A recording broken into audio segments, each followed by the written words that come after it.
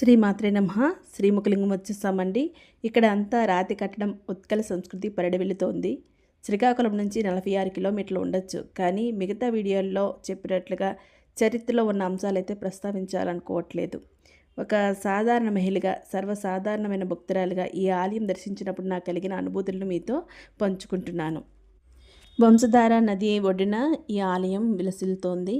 అయితే శివరాత్రి వేళల్లో వంశధార నదిలోకి నీళ్ళు అనేవి విడిచిపెడతారు. ఎందుకంటే ముందుకు డ్యామ్ ఉంది కాబట్టి. అయితే ఇక్కడున్న ప్రధాన విశేషం ఏంటంటే శ్రీకాకుళం దాటిన తర్వాత 10 కిలోమీటర్ల తర్వాత అంటే ఈ ఆలయ పరిధిలోని 30 కిలోమీటర్ల చుట్టూరా ఎక్కడ చూసినా పెద్ద కట్టడం అనేది ఎక్కడ లేదండి. అంత వందల ఎకరాల్లో ఎటు చూసినా సరే పచ్చని పచ్చిక బయళ్ళ మధ్య పంట పొలాల మధ్య మేము పాసెంజర్ బస్సులోని ప్రయాణం చేసి వచ్చాము. ఆ ఎయిర్‌లోనే ఒక పూర్తిగా ఆక్సిజన్ ఉండడమో ఏంటో గానీ మైండ్ అయితే చాలా రిలాక్స్ అనిపించింది. ఇక్కడికొచ్చేసరికి డివోషనల్ అట్మాస్ఫియర్ చాలా అంటే చాలా బావుంది. ముందు మెంటల్‌గా రిలాక్సేషన్ వచ్చింది నాకైతే. ఎక్కడ చెప్పలేని అనుభూతి అనేది కలుగుతూ ఉంది ఇక్కడికొచ్చిన తర్వాత. మైండ్ ప్లెజెంట్‌గా ఉంది.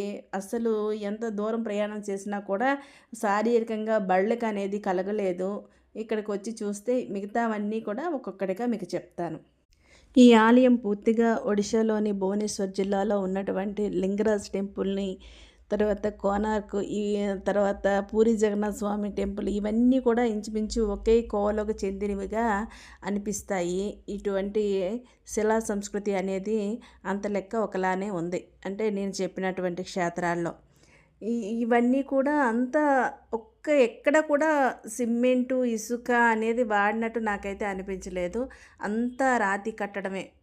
మరి ఎంత చెక్కారో, ఏం చేశారో తెలీదు గానీ, అంతా రాతి కట్టడమే. ఒక్కొక్కటిగా మీకు చూపిస్తాను. వీడియో మొత్తం స్కిప్ చేయకుండా చూడండి. అనేక వింతలు, విశేషాలు అయితే వీడియోలో చాలానే ఉన్నాయి. ఆలయ ముఖద్వారం, ప్రధాన ద్వారం పెద్దదిగా ఉంటుంది. పొడుగ్గా, సన్నగా ఉంటుంది. మనకు ద్వారం వెలుపలికి వెళ్ళగానే మీకు ఒక చిన్న మండపం అనేది కనిపిస్తుంది, అగుపడుతుంది చూడండి. ఆ అగుపడుతున్న మండపంలోని పెద్ద నందీశ్వరుడు ఉంటాడు. అక్కడ ఈ ఇంచుమించు ఈ చుట్టుపక్కల ఎక్కడా లేని విధంగా నందీశ్వరుడికి మండపం అనేది చాలా బాగా అనిపించింది నాకు. కరెక్ట్గా మండపం ఎంతైతే ఉందో ఆ లోపల నందీశ్వరుడు కూడా సరిగ్గా సరిపోయేటంతగా ఉన్నాడు. మేము శివరాత్రి ముందు రోజు వచ్చేటటువంటి సోమవారము స్వామివారిని దర్శించుకున్నాము. ఆలయంలో ప్రధాన ఆలయం చుట్టూ దశరుద్రులు, మధ్యలో శ్రీముఖలింగేశ్వరుడు, మొత్తం ఏకాదశ రుద్రులు దర్శనమిస్తారు. మనకు తిరుపతిలో విమాన వెంకటేశ్వర స్వామి వారి లాగానే ఇక్కడ కూడా ఆలయం వెలుపల ప్రధాన ఆలయ గోడపై సాక్షి గణపతి ఉంటారు. వీడియో చివరిలో వస్తుంది, తప్పకుండా చూడండి. అక్కడ గణపతి, వారాహి, సుబ్రహ్మణ్య స్వామి, డిండి గణపతులు ఆలయాలు ఉపాలయాల్లో ఉన్నాయి. ఇక్కడ విశేషం ఏంటంటే ఇక్కడ ఉన్న ఏకాదశ రుద్రులకు కూడా సోమసూత్రం ఉంటుంది. చాగంటి వారు చెప్పినట్లు మహనీయులతో ప్రతిష్ఠించబడినటువంటి శివలింగాలు అన్నమాట. లోపల గర్భగుడిలో కూడా త్రిమాతలు, లక్ష్మీనారాయణులు, అలాగే ప్రధాన ఆలయ మండపంలో మరొక శివలింగం, అది కూడా సోమసూత్రం కలిగి ఉంది. అన్ని శివలింగాలను తాకి అభిషేకం చేసుకోవచ్చు మన చేత్తో. అనుకోకుండా వచ్చాము, ఏమి తీసుకురాకపోయినా పక్కనున్న వారిని అడిగి పూజ చేశాము. చాలా సంతోషం అనిపించిందండి. మన చేత్తో ఏకాదశి రుద్రులకు అభిషేకం చేయడం చాలా సంతృప్తినిచ్చింది. ఇక్కడ ప్యాకెట్ పాలు వాడరు, ఆవు పాలు మాత్రమే అభిషేకిస్తారు. నంది కూడా చాలా పెద్ద నంది, చూడముచ్చటగా ఉంది కదండి. ఇక గర్భాలయంలోకి వెళ్తే అక్కడ స్వామివారు లింగం అనేది ఈత చెట్టు మొదలు అని చెబుతారు. దానికి వెండి తొడుగు ఉంది. ఆ వెనుక పెద్ద కుమ్మరి గోళం ఉంది. అదే శ్రీముఖలింగేశ్వరుని గాథ. ఒక కుమ్మరి స్వామివారికి సమర్పించాలని పెద్ద గోళం తయారు చేశాడు. తీరా ఆలయం దగ్గరికి తీసుకువెళ్తే ద్వారంలో నుంచి ఏ విధంగా లోపలికి వెళ్ళలేదు.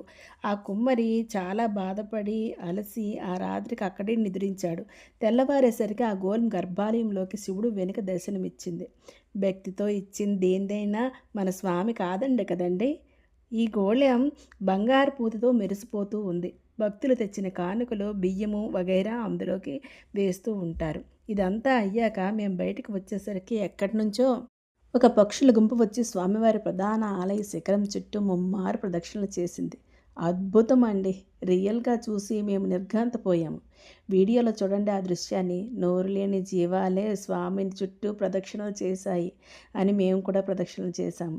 అంతా అయ్యి బయటికి వచ్చాక అక్కడ కూడా ఒక సోమసూత్రం కలిగినటువంటి శివలింగం దర్శనమిస్తూ ఉంది. ఆలయంలోకి రాలేని వారు బయట కూడా స్వహస్తాలతో పూజ చేసుకోవచ్చు.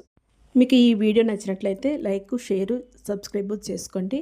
తర్వాత మీ ఒపీనియన్ అనేది కామెంట్ బాక్స్లో తెలియజేయండి. శ్రీమాత్రే నమః.